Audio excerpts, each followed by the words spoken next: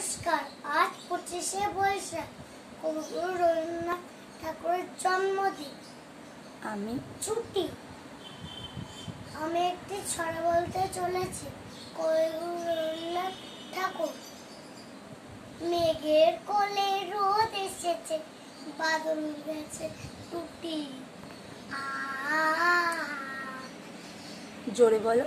কি না ছুটি। আজ আমাদের ছুটি। ও ভাই, আজ আমাদের ছুটি।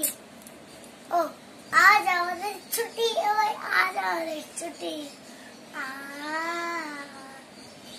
কি করি আজ ভেবে না পাই।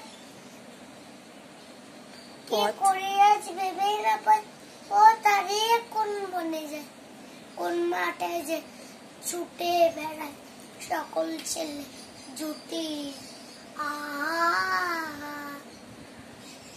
আজ আমাদের ছুটি। আজ আমাদের ছুটি। নমস্কার। নমস্কার।